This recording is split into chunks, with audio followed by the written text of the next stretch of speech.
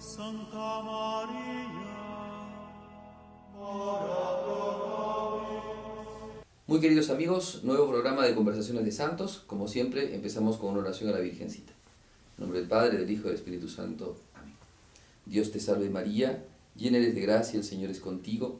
Bendita tú eres entre todas las mujeres y bendito es el fruto de tu vientre Jesús. Santa María, Madre de Dios, ruega por nosotros pecadores, ahora y en la hora de nuestra muerte. Amén. Ave María Purísima, Sin pecado concebida, María Reina de todos los santos. ruega por En nosotros. nombre del Padre, del Hijo y del Espíritu Santo. Amén. Hemos estado festejando hace poco tiempo la solemnidad de todos los santos, y este año que nosotros estamos viviendo, el año de la santidad en nuestra arquidiócesis, estamos caminando en este itinerario de reflexión acerca de estos hombres y mujeres ilustres de la Iglesia que reinan ahora con Dios eternamente y que interceden por nosotros. Y hoy día hemos planteado un programita para ustedes hablando del santo cura de Ars, San Juan María Vianney, párroco, primer sacerdote párroco. Él decía que cuando él no encontraba santos párrocos, veía que era un trabajo muy difícil y que muy pocos realmente podían canonizarse. Él decía así, el santo cura de Ars, podían canonizarse, podían alcanzar el cielo, decía él, en esta función. Pero él lo hizo y lo hizo de una manera maravillosa, vive una vida espléndida, estupenda. Así que, bueno, empezamos el programa, ¿sí? Bien, ¿qué cosas más o menos han ido viendo, chicas, acerca de este santito de San Juan María Vianney? Bien, para estudiar o para ver la vida del santo cura de Ars nos tenemos que remontar al contexto histórico de Francia de aquella época, con la Revolución Francesa y las nefastas consecuencias que ella conllevaron para la Iglesia Católica y para los católicos en general, con sus ideas de libertad, igualdad y fraternidad, que se dieron con la revolución, el inicio de la revolución con la toma de la Bastilla el 14 de julio de 1789, que en realidad fue un inicio simbólico porque esta revolución ya había iniciado unos años antes, ¿no? Que había gestado unos años antes. Una cosa, un dato interesante entonces es que este tema de la Revolución Francesa, que al parecer es estudiado digamos, en los libros de historia y que se lo plantea como un hito de libre pensamiento, de la libertad, ¿no? De conciencia, del comienzo de las ciencias, al parecer, por lo que nos cuenta la historia, es decir, todo esto es como que ha recibido mucho marketing, ¿no? Pero al parecer lo que la historia nos enseña es que a partir de esto se inició un gobierno del terror, ¿no? Sí, claro. Y entonces esto es importante porque el contexto de la vida de San Juan María Vianney es el inicio de la modernidad, ¿no? El inicio del mundo moderno, de las democracias, y hay dificultades ya cuando empezamos a ver, y la Iglesia no la pasó bien en Francia, ¿no? Por supuesto que no. Con la toma de la Bastilla se le dio alas a los campesinos y a las clases bajas para que tomaran por cuenta propia y asaltaran los castillos feudales y digamos los bienes y se apropiaran de los bienes de los señores feudales. Un año después de esto se confiscó todos los bienes de la iglesia y se pusieron en venta. Y de hecho esto no fue para bien de los pobres, porque solamente se beneficiaron terratenientes ricos que apoyaban la revolución. Un tiempo después también se abolieron todas las órdenes religiosas y se firmó una constitución en la cual el clero quedaba sometido al poder político y civil de ese momento. Entonces, en este contexto es que 7 obispos de Francia firman esta constitución con más o menos la mitad de sacerdotes, ¿no? Siendo ellos juramentados, y en esta constitución se juramentaba el odio al rey y también el sometimiento del clero al poder político. Y claro, la otra mitad que quedaban fieles al Papa. Pero la diferencia era que esta última mitad era perseguida hasta la muerte. Claro, eran los refractarios, ¿no? Exacto. Eran digamos, el grupo de sacerdotes que no quería afiliarse al nuevo mandato político, y se hizo una gran división entre los que apoyaban a la monarquía. Les decían los que apoyaban a la monarquía, pero en realidad muchos eran sencillamente gente católica que quería vivir su catolicismo. Porque todo este movimiento en realidad se le llamó el galicanismo, ¿no? Galicanismo porque venía de las Galias, ¿cierto? Ya habían ciertas perspectivas antes de esta ideología, pero ahora con todo el movimiento librepensador, la idea era hacer una iglesia, o sea, no podían quitar la fe a la gente. O sea, de golpe y porrazo no se puede hacer a la gente descreída. Pero entonces lo que buscaban era quitarles la autoridad a la iglesia, quitando la autoridad del Santo Padre. Entonces la iglesia tenía jurisdicción, o sea, solamente en las cuestiones de verdades de fe, al parecer, decían ellos, en eso tenían que ser semejantes a la iglesia católica romana. Al estilo de la iglesia de Inglaterra, ¿no? de los anglicanos, que querían una iglesia nacional fundada en los principios de la patria francesa, de la nueva República Francesa, y que estuvieran lejos del sometimiento, ¿no? de la autoridad de Roma. Entonces, algunos obispos que fueron influenciados y muchos manejados, firmaron esta constitución para el clero, y después se plegaron un montón de sacerdotes a esta constitución, muchos en su gran mayoría por el miedo que tenían, ¿cierto?, de morir, porque fue en un tiempo en donde, como decía el tiempo del gobierno del terror de Robespierre, la guillotina le llamaban la novia de París. Cada ciertas cuadras en la ciudad de París había una guillotina, y agarraban a una persona que no estaba a favor de la libertad, digamos, de la libertad democrática, y lejos de hacerle un proceso, algunos lo metían presos, pero otros directamente a la guillotina, ¡pum!, y los mataban. Y así murieron un montón de sacerdotes, un montón de religiosos que estaban en ese tiempo y que querían la obediencia a la Santa Sede, ¿no? Y en este momento entonces ¿van a apostatar de su fe sacerdotes? Sí, claro, o sea, estos sacerdotes, porque le preguntan al Papa cómo es este asunto, si es que pueden plegarse a esta constitución del clero, y el Papa les dice que no, que quien hace eso está desobedeciendo a Roma, por tanto está apostatando de la fe. Y es increíble, pero en Francia, que era un país que en ese tiempo, si bien se dan cambios grandes con la Revolución Francesa, pero era un país entrañablemente católico, el país, podríamos decir, que defendía a Roma constantemente. En la historia de la Iglesia se la conoció a la Francia como la hija querida de la Iglesia. Y ahora Francia se convierte en un país, en un pueblo, ¿no?, en un lugar totalmente contrario a la fe. Y los sacerdotes que se mantienen fieles a la Iglesia tienen que escapar, muchos tienen que huir de Francia, pero otros dicen que no, se tienen que quedar ahí porque por el celo de las almas que tienen, la atención pastoral, entonces tienen que vivir de otra manera. Entonces muchos de ellos se sacan la sotana, empiezan a disfrazarse de otras cosas y empiezan a atender a la gente en los distintos pueblos. Entonces se arma una persecución muy grande de la Iglesia en Francia. Miren, el fines del 1700, principios del 1800, bueno, en realidad fines del 1700 es porque al principio del 1800 ya cambia un poco esta situación, ¿no? Sí, de hecho la Catedral de Notre Dame fue de cierta manera consagrada a la diosa Razón, al igual que más o menos 2000 templos alrededor de Francia. Años después ejecutan al rey Luis XVI y posteriormente a su esposa, la reina María Antonieta. Esto hizo de que en octubre de ese año en el que ejecutaron al rey se desatara 15 meses de terror.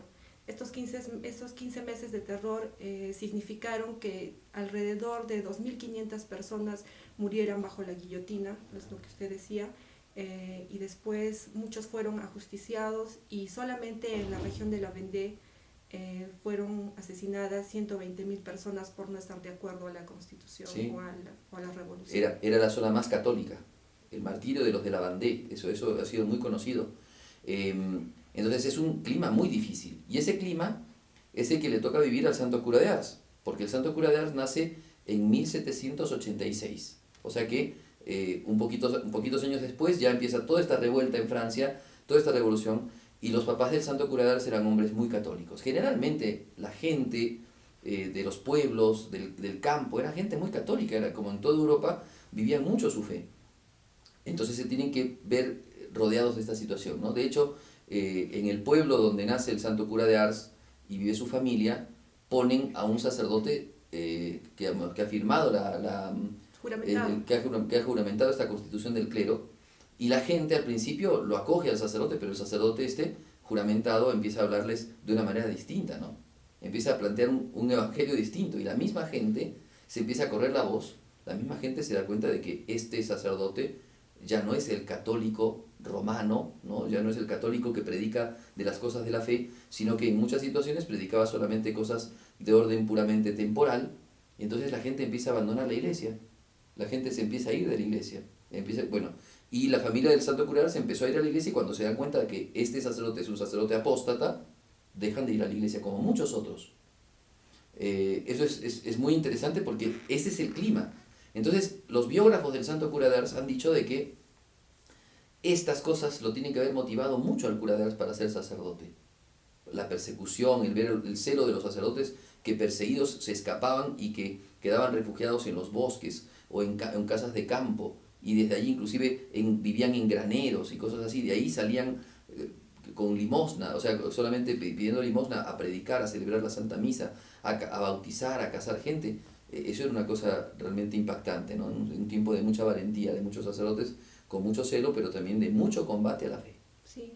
Años después, al parecer, esta situación que vivió Francia y la Iglesia sobre todo, se fue tranquilizando, pero solamente fue de una forma aparente porque mediante un golpe de Estado Napoleón Bonaparte toma el poder y bueno, se vuelve el emperador.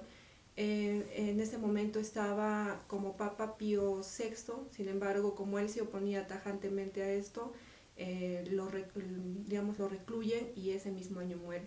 Sube al papado Pío VII y él, buscando de repente una salida para los católicos y para la Iglesia, firma un concordato con Napoleón Bonaparte en el año, me parece, 1801, en el que el concordato decía y hablaba sobre la libertad religiosa. Sin embargo, Napoleón lo engaña al Papa porque pone unos artículos que no estaban de acuerdo con lo que el Papa había hablado con él, ¿no? Y en estos artículos decían, por ejemplo, de que no podía imprimirse documentos pontificios si es que antes no pasaban por una comisión especial del poder político de ese momento, y esta comisión estaba presidida por gente que no eran clérigos, no eran eclesiásticos. Entonces, el Papa, al darse cuenta de esto, busca nuevamente una reconciliación con Napoleón y a pesar de todo eso lo nombra emperador. Sin embargo, Napoleón lo presionaba para que el Papa fuera neutralmente político, o sea, un político neutral, que no se metiera, pero el Papa estaba en contra del bloqueo de Inglaterra. Y es por esto que Napoleón también lo recluye el Papa, me parece que alrededor de 3 años. Y es en ese trajín posteriormente en que, bueno, Napoleón pierde la batalla de Waterloo y bueno, ya se va poniendo punto final. Sí, o sea, hay que pensar de que en última instancia Napoleón va a ser excomulgado. Sí, también. ¿Ok? Va a ser excomulgado. Por tanto, ese aparente cambio, ¿no? en la vida de la persecución de la Iglesia no fue tan cambio. Y después ese concordato es un concordato que aceptaba ciertas cosas. O sea, el Papa aceptaba ciertas cosas por el bien y por la paz y para evitar la persecución, pero que en otras circunstancias no se tendrían que haber aceptado, ¿no? Bueno, bien, este es el contexto. Entonces, ¿en qué contexto difícil, no? Contexto difícil donde nació y donde vivió. Claro que en un pueblo como vivía, ¿no? el pueblo de Dardilly, que era el pueblo donde vivía el santo cura de Ars, estaba muy alejado de París. Digamos, en este tiempo no era como ahora, ¿cierto? Que todos sabemos de todas las noticias de todo lado, pero se vivía la influencia y se sabía, y habían emisarios continuos que venían de parte del gobierno a buscar sacerdotes, a encontrar sacerdotes refractarios que no se querían sumar, y entonces por eso teníamos las persecuciones. Bueno, y así crece el santo cura de Ars desde muy jovencito, ¿sí? Sí, él nace el 8 de mayo de 1786. Sus padres fueron Mateo y María Vianney y eran personas muy católicas y muy piadosas. De hecho, él aprende de esta piedad, sobre todo de su padre, porque él, en este contexto que estábamos hablando, político de Francia, llega mucha gente pobre y muchos peregrinos, entonces él prestaba su casa para acogerlos, y de hecho había muchas veces de que él dejaba de comer por darles a estas personas, ¿no? Y San Juan María Vianney veía esa clase de cosas. Además, su mamá era también muy religiosa y muy piadosa. Hay una anécdota bastante interesante que la cuentan sus biógrafos, y es que cuando él tenía alrededor de 4 años o 3 años, le habían obsequiado un rosario muy bonito, que él lo apreciaba mucho. Y su hermana menor por más o menos 18 meses se lo quería quitar. Entonces, imagínense 2 niños peleándose por un rosario. Hasta que la mamá de San Juan María le dice, no, hijo, por favor, entrégale el rosario a tu hermano. Y el otro, entre sollozos, a los 4 años, imagínense, le entregó el rosario. Pero su mamá, viendo esto, le regala una estatuilla de la Virgen María en madera. Y él estaba totalmente enamorado de la estatuilla porque se la llevaba con muchísima devoción a todos sitios. Es más, cuando él jugaba y hacía capillitas de arcilla, siempre tenía esa devoción para con la Virgen. Sí, era muy piadoso, Era muy piadoso. ¿no? Después también hay un santo aquí que iba peregrinando por diversas ciudades y que llega a esta casa muy piadosa y como que ya, digamos, no sé si se puede decir, predice el que va a haber un santo muy grande en esa familia y que va a dar un vuelco a la ciudad de... Sí, por lo que tengo entendido, fue con el abuelo, Con Pedro viene. claro, y fue San Benito Labré, Sí, San ¿no? Benito. Un santo peregrino, o sea, se dedicó toda su vida a peregrinar. Vivía de limosnas y peregrinaba. Peregrinaba, digamos, siempre en su actitud de piedad, ¿no? Peregrinaba por santuarios, por iglesias, por parroquias, predicaba el evangelio, ¿no? Predicaba catequesis, pero no, era un mendigo. Y entonces fue acogido el mendigo este y bueno, después la iglesia lo canonizó. Sí, eso es una cosa interesante. Bien, entonces un poco podemos, ya saliéndonos del contexto, entrando un poco ya en la vida del santo cura de Ars, era un niño bueno, nacido de una familia buena. Eso también es interesante porque como en otras oportunidades, en otros programas lo decimos, la formación vocacional, de hecho el padre Trochu, que es uno de los mejores biógrafos muy documentados de la vida de San Juan María Vianney, va a decir de que un sacerdote no surge de la noche a la mañana, o sea, no es algo ordinario que una vocación sacerdotal surja de la noche a la mañana y de la nada. Son las buenas familias, son las familias católicas que forman a sus hijos piadosamente y de que les dan, ¿no? Ese incentivo de la vida religiosa y justamente los hijos que son dóciles muchas veces a la inspiración de Dios y a la oración que vienen de sus padres y de ellos mismos, reciben este llamado especial de Dios, ¿no? Entonces, esto es importante porque San Juan María Vianney no es un santo que se haya convertido, que era un pagano que vino al cristianismo, sino que era un hombre desde muy chico, muy piadoso, muy rezador. Él de niño va a ver un sacerdote que va a ser como su mentor después y que va a ser el que lo va a acompañar en su vida sacerdotal. Él va a tomar mucho ejemplo de él y posiblemente habrá visto, dice otro biógrafo que se llama Henry Gueón, tiene que haberlo visto a él y eso tiene que haberlo incentivado mucho al ver su sacrificio, al ver su vida de entrega, su profundo espíritu y celo apostólico al ir cuando estaba perseguido, ir a atender a la gente. O sea, él lo ha visto, San Juan María Vianney lo vio. Y entonces eso le sirvió muchísimo para pensarse sacerdote. Claro, ahí hay una anécdota de, bueno, las misas las hacían en granjeros, ¿no? Entonces este sacerdote lo hacía con mucha piedad la misa y Santo Cura de Ars, que era pequeñito, dicen que él miraba siempre la Eucaristía no como quien solamente cree que está el cuerpo de Cristo, sino como quien en verdad lo está viendo.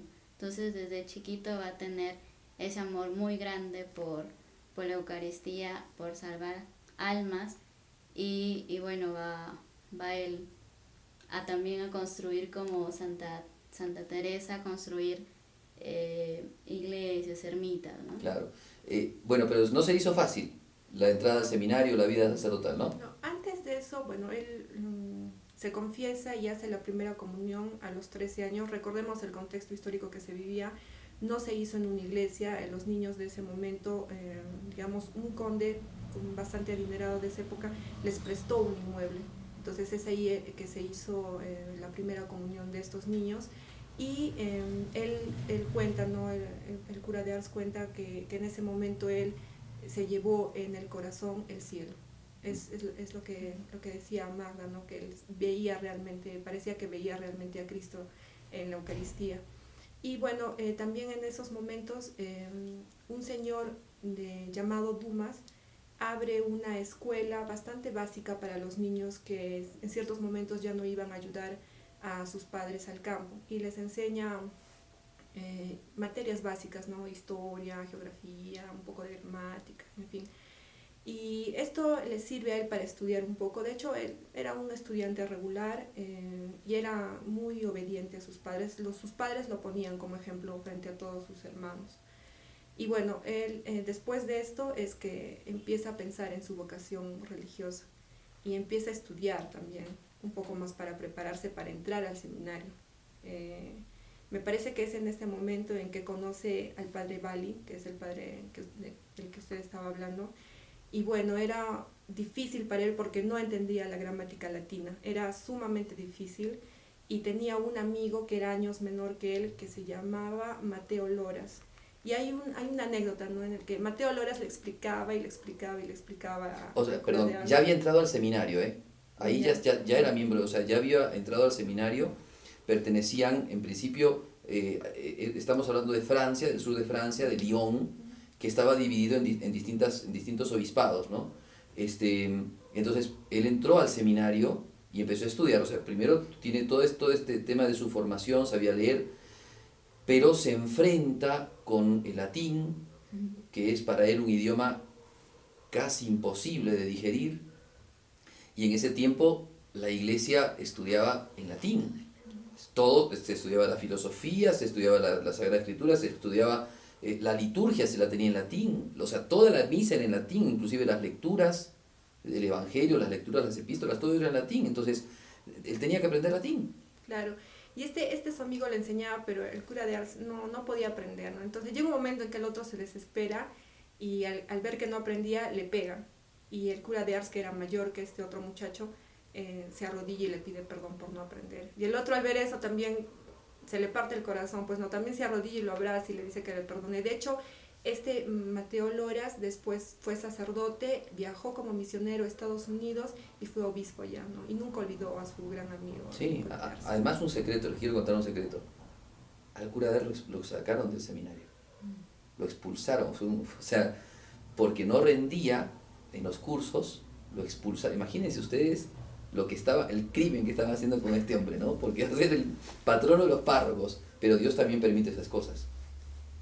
Entonces sus profesores, sus formadores, vieron que era una persona que no daba en los estudios y que por tanto no tenía la suficiente capacidad para poder ser sacerdote. Claro, y no solamente pasa que él no podía con el latín, sino que llega un momento en el que tiene que insertarse a las filas del ejército francés. Y bueno, en este momento él cae enfermo y no alcanza al grupo del ejército con el que tenía que unirse, ¿no? Por ahí parten y bueno, él después enfermo aún, convaleciente, se levanta y va, ¿no?, en obediencia. Claro, pero ahí hay un dato más, porque sale del seminario, ¿y quién lo acoge? Porque imagínense, destruido, pobre chico, que quería ser sacerdote, ser la ilusión de su vida y que no puede ser sacerdote. ¿Quién lo acoge? El padre Bali. El padre Bali lo acoge, lo recibe, y él dice, o sea, él puso el pecho. Es otro ejemplo. Después hablaremos del padre Bali, que es también un gran sacerdote, pero se la jugó con esta vocación. Él fue a hablar con el obispo, después con el vicario. Bajo mi responsabilidad, le dijo. Yo voy a hacerme cargo de la formación de este chico.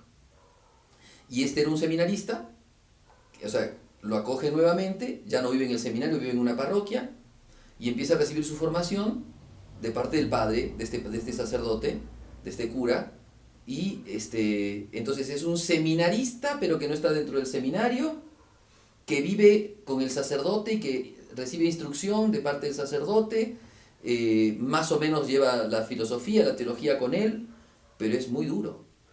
Es muy duro. Entonces, ahí hay dos cositas. Primero, la cuestión de la guerra. ¿Por qué razón a él lo llaman para el servicio militar? Porque como él era seminarista, pero no estaba dentro de la lista de los seminaristas del seminario, entonces no era seminarista para el gobierno, porque estaban exceptuados, ¿no? Por justamente ese concordato, estaban exceptuados los que estaban en el ministerio eclesiástico y los que estaban estudiando. Pero él no aparecía en las listas. Entonces se ve que se olvidaron y entonces lo meten en el servicio militar. Entonces tiene que irse al servicio militar y ahí hay un montón de elementos. Dice que es la parte oscura. A eso le llaman la parte oscura de la vida de San Juan María Vianney.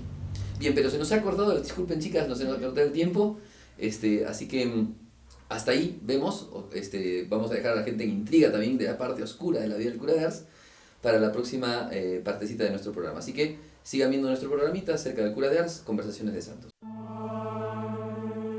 Vamos a asistir a la Santa Misa con toda suerte de buenas disposiciones, aunque tuviéramos la desgracia de ser tan obstinados como los judíos, más ciegos que los gentiles, más duros que las rocas que se abrieron, es certísimo que alcanzaríamos nuestra conversión. En efecto, nos dice San Juan Crisóstomo que no hay momentos tan preciosos para tratar con Dios de la salvación de nuestra alma como aquellos instantes en que se celebra la Santa Misa, en la que el mismo Jesucristo se ofrece en sacrificio a Dios Padre, para obtenernos toda suerte de gracias y bendiciones. Estamos afligidos, dice aquel gran santo, pues hallaremos en la misa toda suerte de consuelos. Nos agobian las tentaciones, vayamos a escuchar la Santa Misa, y allí hallaremos la manera de vencer al demonio.